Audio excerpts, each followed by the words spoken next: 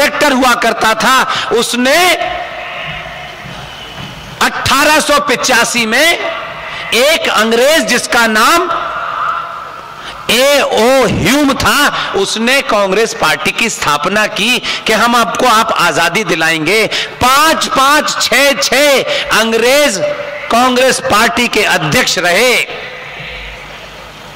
कमाल है, हर जगह घोटाला है। जब यह समझ में आया, इन्हीं लोगों ने भारत के अंदर ब्रिटिश साम्राज्य को स्थापित करने वाला, जिसे आप जॉर्ज पंजम के नाम से जानते हैं, उसकी मूर्ति इंडिया गेट पे लगी हुई थी और 1968 तक लगी हुई थी। 1968 में उसे हटा दिया गया और तब से वो खाली पड़ी थी।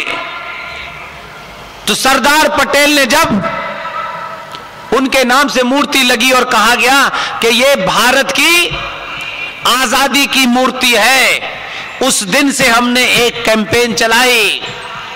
ये कैंपेन नहीं चलाई कि हमें एमपी का टिकट मिल जाए, ये हमारे हिस्से का नहीं है, हम नहीं बने उसके लिए, हम फिट भी नहीं हैं, क्योंकि अगर हम पहुंच भी गए तो 24 घंटे में कपड़े उतार देंगे वहां भी, इसलिए हम वहां नहीं जाना चाहते। मेरे लिए आप उस संसद से करोड़ों गुना बड़े हैं। मेरे लिए आप जागृत हो गए तो उस संसद में करोड़ों ऐसे लोग पहुंचेंगे जो उस संसद में जब वंदे मातरम बजेगा तो उत्तर प्रदेश का एक मुरादाबाद के पास वहां एक छोटी सी तहसील थी जो अब डिस्ट्रिक्ट बन गई है, जहां पेपरमेंट की खेती होती है, वहां से समाजवादी पार्टी का एक पागल एमपी जिहादी जीतता है जिसका नाम शफीकुर रहमान बर्क है। वो संसद में संसद का सदस्य बनता है। लेकिन भारत के अंदर, संसद के अंदर जब जब वंदे मातरम बजता था, संविधान की शपथ लेने वाला वो शफीकुर रहमान बर्क नाम का जिहादी उठ के चला जाता था कि मैं इसके सम्मान में खड़ा नहीं होऊंगा। लेकिन आपने कुछ कहा नहीं, इसलिए सनातनियों, आपकी पार्टी कौन है मुझे इसमें इंटरेस्ट नहीं है। आप ब्राह्मण हैं, 24 कैरेट के ब्राह्मण हैं, 19 ब्राह्मण हैं, 20 ब्राह्मण हैं, आप बनिया हैं, आप ठाकुर हैं, या आप जाने। उस बेटी ने भी उसी भाषा को शायद रिपीट किया था आपके सामने, जो मुझे संत महाराज बता रहे थे कि वो ये कह रही थी। मैं 10 साल से यही कह रहा हूं कि जाति जो सरनेम है वो आपकी सिर्फ घर के अंदर तक की पहचान है। जब भी घर की चौखट पार करें तो आप न ब्राह्मण हैं, न ठाकुर हैं, न बनिया हैं, न दलित हैं, आप सिर्फ सनातनी हैं। तो आप सोचिए कि B.R. अंबेडकर ने, ये किसी को पता नहीं है, B.R. अंबेडकर और डॉक्टर राजेंद्र प्रसाद ने जब संविधान की कॉपी करीब करीब कंप्लीट हो गई, और क्योंकि आज शिवाजी का टॉपिक है इसलिए वो रेलेवेंस है उसकी, तब दोनों ने ये बात कही कि संविधान बन गया। संविधान के पेज की जो पहला पेज है उसकी पहली लाइन के 3 वाक्य क्या हैं? हम आज भी बोलते हैं, लेकिन वो लोग कैसे विजनरी रहे होंगे कि वो चुपचाप काम कर गए। हमने चिल्ला के नहीं बताया क्योंकि चाटुकार सत्ता पे बैठे थे, उन्होंने छुपा दिया। लेकिन आज हर गली गली, मोहल्ले मोहल्ले वो बोला जाएगा और उसी की मुहिम में हम लगे हुए हैं। उसका पहला वाक्य है India that is Bharat. Ambedkar ने डॉक्टर राजेंद्र प्रसाद से यह चर्चा की कि संविधान तो इंडिया का है, इसमें भारत कहां है? ये भारत तो दिखता नहीं है। इसलिए बहुत सारे लोग शोर नहीं मचाते। वो अब हमारे यहां कहावत है कि जोर का झटका धीरे से लगे।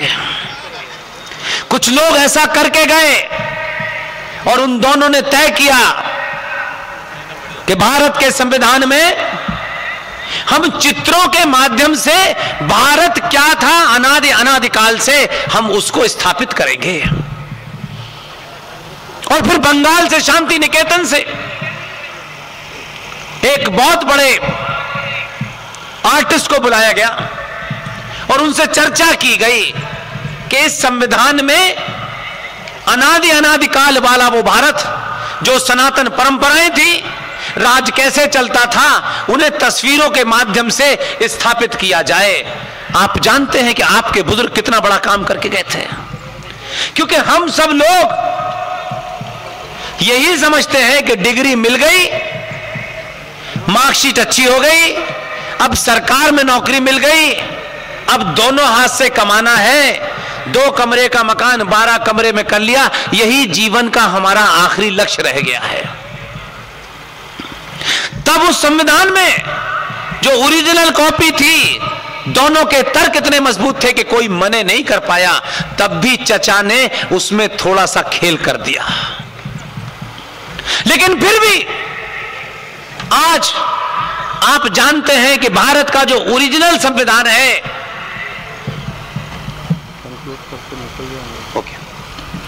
भारत का जो ओरिजिनल संविधान है, उसके पहले पन्ने पर वो तस्वीर आपने नहीं देखी।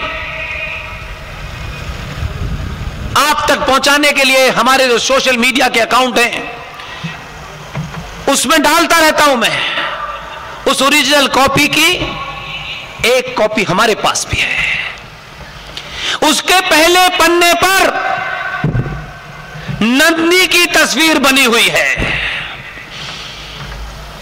जिस नंदी को हमारी टीम के युवा वकील विष्णु शंकर जैन ने बनारस में खोज निकाला कि नंदी के सामने जो असली बाबा विश्वनाथ हैं, जिन्हें इस्लामिक जिहादी इस देश के मक्कार उस बाबा विश्वनाथ के ऊपर थूक रहे थे, हाथ धो रहे थे, कुल्ला कर रहे थे, लेकिन एक लड़के ने तमाम ठेकेदारों को धत्ता बताते हुए अपनी ज्ञान से, तर्कों से, लॉजिक से कोर्ट में अर्जी डाली। कोर्ट में उसके तर्कों को सुना गया और कोर्ट ने आदेश दिया कि वहां की जांच की जाए। जांच करने में 27 लोग अंदर गए, लेकिन जिसकी आंख चिड़िया की आंख में लगी हो, उसे दुनिया नजर नहीं आती है।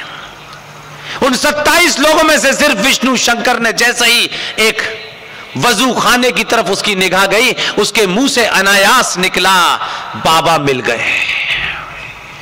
आज वही बाबा असली बाबा है जिसे औरंगजेब ने छुपा दिया था, जिसे आप ज्ञान व्यापी मस्जिद से जानते हैं। और देश बदला तो सत्ता में बैठने वाले लोग बदले, जुडिशरी बदली। 24 घंटे के अंदर आदेश दे दिया गया कि इस ज्ञान व्यापी मस्जिद में अब यहां पर वजू नहीं होगा, यह जगह सील कर दी गई है। और हम आपको सिर्फ यही बताना चाहते हैं, जब आप किसी पार्टी संगठन के बंधुआ मजदूर नहीं बनते, आजाद रहते हैं, तो आजाद रहने में फायदा यह होता है कि देश और सत्ता आपके पीछे घूमती है और आप बड़ा काम करते हैं और चले जाते हैं।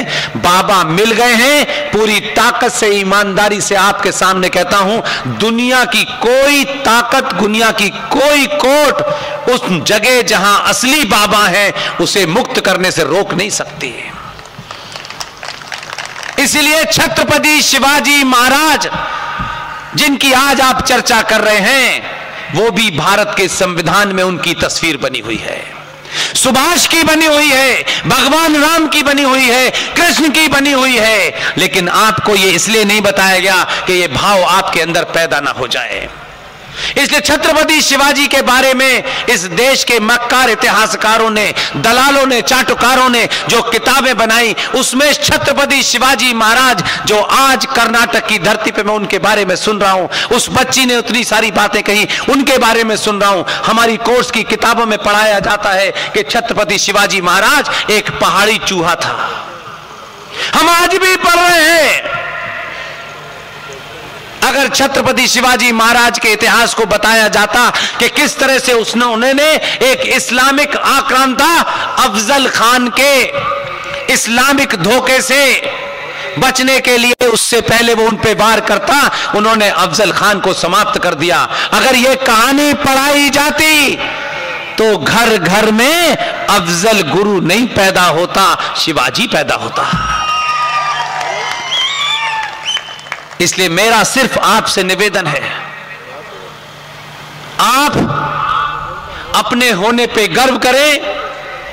अभी तो कुछ भी शुरू नहीं हुआ है, अभी तो सिर्फ सुभाष की 28 फीट ऊंची ग्रेनाइट की मूर्ति भारत की सत्ता के केंद्र इंडिया गेट पे लगी है।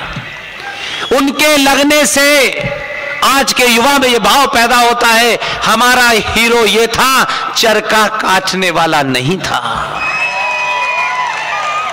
इसलिए आज उनकी मूर्ति कोई नहीं लगा रहा, आज मूर्ति पटेल की लग रही है। उन्होंने जिस वक्त ऑपरेशन पोलो किया तो ये जो पागल कुत्ता छोटे भाई का पजामा बड़े भाई की शेरवानी पहन के घूमता रहता है, इससे पूछिए जिन रजाकारों की ये नाजायज औलादें हैं, उन रजाकारों को इतना मारा और उनके मुखिया को मारा, माफी मांग के जेल से बोला मैं भारत में नहीं रुकूंगा, वो पाकिस्तान भाग गया। आपका इतिहास यह था, लेकिन यह पढ़ाया नहीं गया। इसलिए सिर्फ मूर्ति लगने से क्या होता है, मूर्ति लगने से 14 पैदा होता है, 19 पैदा होता है और 24 भी पैदा होगा। मैं किसी पार्टी का समर्थन नहीं करता, फिर कह रहा हूं, लेकिन वर्तमान हालात में अगर भारत की हजारों साल पुरानी खोई हुई उस सभ्यता को पुनर्जीवित करने वाला कोई भी है, हम उसके साथ हैं। लेकिन उनके साथ अगर कोई चाटुकार है तो हम उनके साथ नहीं हैं। इसलिए आप पूरी ताकत से अपने होने पे गर्व करें और ये नारा लगाने की आवश्यकता नहीं है भारत को हिंदू राष्ट्र बनाइए, ये जरूरत नहीं है। जिन शिवाजी को पढ़ लिया होता, हिंदू राष्ट्र की बात हिंदवी के माध्यम से वो बहुत पहले कह चुके थे। हर मांग को मांगना नहीं चाहिए, हमें ये दे दो। मैंने कहा जिस दिन 5 करोड़ जो लक्ष्य है हमारा, 5 करोड़ सनातनी हिंदू हो जाएगा, सरकारें, ये देश, संविधान 24 घंटे में हिंदू राष्ट्र हो जाएगा। आप हिंदू नहीं हैं, केसरिया पगड़ी और केसरिया पट्टा डाल के भारत मां की जय कहने से अगर भारत हिंदू राष्ट्र होता तो बहुत पहले हो जाता। यहां पे अपने ऊपर यकीन पैदा कीजिए। आपकी बहन, आपकी बेटी चौराहे चौराहे मारी जा रही है, रेप हो रहा है, कहीं 35 टुकड़ों में मिल रही है, कहीं 10 टुकड़ों में मिल रही है, कहीं निकिता मारी जा रही है, कहीं अंकिता मारी जा रही है, कहीं रूपेश मारा जा रहा है, कहीं विश्वभार मारा जा रहा है, लेकिन आपके ऊपर फर्क नहीं पड़ता क्योंकि ये तो सरकार का काम है। नहीं, यह आपका काम है। पूरी ताकत से सड़कों पे निकलिए। रोज फालतू में अपना समय बर्बाद करते हैं, कोई ऐसी घटना हो जाए, मैसेज जाना चाहिए। कर्नाटक के अंदर एक एक सनातनी सड़कों पे निकले, लोग पूछे किस लिए निकले हैं, इसलिए निकले हैं कि हमारी बेटी की अगर हत्या मुंबई में हुई है, दिल्ली में हुई है, जब तक हत्यारे नहीं पकड़े जाते हम नहीं जाएंगे। 24 घंटे पे देश के सरकार की व्यवस्था घुटनों पे आ जाएगी। आप सरकार को झुकाना जानिए, ताकत अभी आपके पास है। भीख मत मांगिए। मैंने फिर कहा, भीख मांगने की आवश्यकता नहीं है। आप सत्ता को भिखारी बना दीजिए कि सत्ता आपके बगैर पूछे, कोई फैसला ले तो 4 बार पूछे। और आप ही की ताकत है कि 370 हटा, आप ही की ताकत है कि कश्मीर में क्या हो रहा है, आप ही की ताकत है कि जिस नॉर्थ ईस्ट में ये पार्टी कभी जाती नहीं थी वहां भी कमल खिल रहा है। और कमल का खिलना ये पार्टी के लिए सुखद हो सकता है, कमल खिल गया और बीजेपी सत्ता में आ गई, इससे राष्ट्र बच गया, मैं नहीं मानता। राष्ट्र तो जब बचेगा जब आप में जागृति आ जाएगी। इसलिए आज मुझे खुशी है कि आपके बीच की एक बेटी ने मेरे भावों को रखा, जिसकी उम्र 2014 में 7 साल रही होगी, मैंने सुना है 16 साल की बेटी है। ऐसी ही बेटियां आप लोग पैदा कीजिए, इनके लिए इतनी तालियां बजाइए, इनको इतना धन दीजिए, इनको इतना सपोर्ट कीजिए कि अगले 10 सालों में देश में 10 करोड़ बेटियां इस बात का फख्र करें कि अगर हम नहीं बन पाए माधुरी दीक्षित, हम नहीं बन पाए और कुछ, तो ये समाज माधुरी दीक्षित, ऐश्वर्या राय को देखने नहीं जाता, बल्कि अपनी बेटियों के अंदर वो पुरुषार्थ पैदा करता है। और ये समाज 400 रुपए की टिकट लेकर के तैमूर की अम्मी की फिल्म देखेंगे, फिर हकले की फिल्म देखेंगे, फिर टोटे की फिल्म देखेंगे। 400 रुपए में से जिस दिन भी आपका समाज 1 रुपया इकट्ठा करेगा और करोड़ों रुपए इकट्ठा करके इन जैसी बेटियों को मजबूत कर देगा, इस समाज में होड़ लग जाएगी कि मुझे इससे ज्यादा बेहतर बनना है, तभी समाज बचेगा। आपने मुझे सुना, देर भी हो गई है, यह महज इत्तफाक नहीं है कि मैं सोचता नहीं था कि कभी मुझे लोग नॉन हिंदी स्पीकिंग एरिया में सुनने आएंगे। यह भाव कैसे यहां तक पहुंचा मैं नहीं जानता, लेकिन आप सबसे विनती करके जाता हूं, आप अपने आप को सनातनी समझें। आप कड़वा पटेल, लहुआ पटेल, ये लिंगायत, वो लिंगायत कुछ भी नहीं है। सनातन समुद्र है और मजहब नाली है। जो लोग ये कहते हैं सारे धर्म बराबर हैं, वो नाली की तुलना समुद्र से करते हैं। समुद्र के बराबर कोई हो नहीं सकता, और ना तो इस सरकार ने, ना इससे पहले सरकार ने, न 2014 में, न 2019 में, न 1947 में, न 900 में किसी ने नाम नहीं बदला था। हिंद महासागर अनादिकाल से है।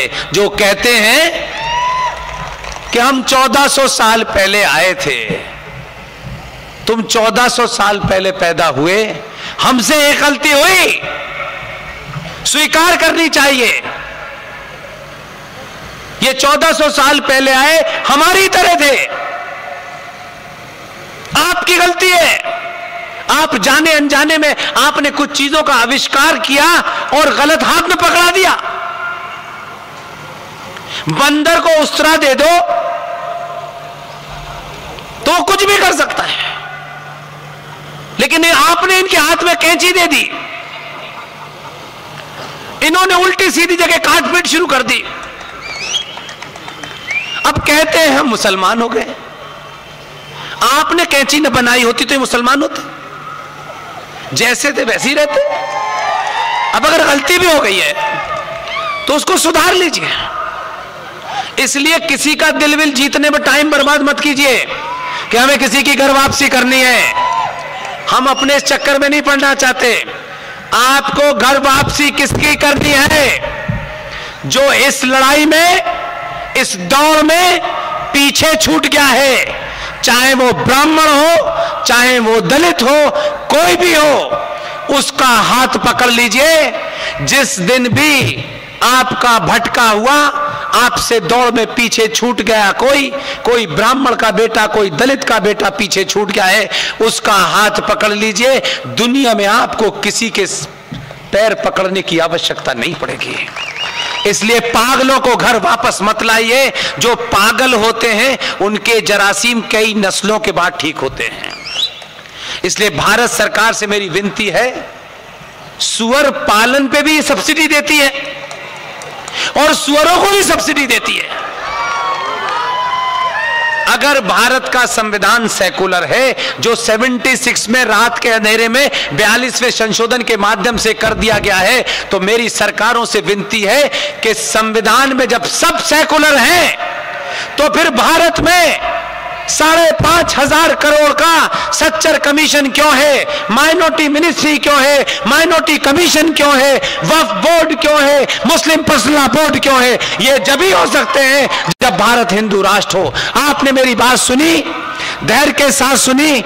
आपसे आखिरी विनती करके मैं अपनी बात समाप्त करता हूं। आपकी टीम ने, आपकी सपोर्ट ने, आपके दान के द्वारा एक बड़ा काम हुआ है। आज मुझे आपकी भागीदारी चाहिए। हर जगह कहता हूं, मेरी बात सच लगे तो 5 लोगों को बताइए। 2018 के अंदर सुप्रीम कोर्ट में हमारी टीम में लड़ाई लड़ी हरिशंकर जैन साहब, विष्णु शंकर जैन साहब।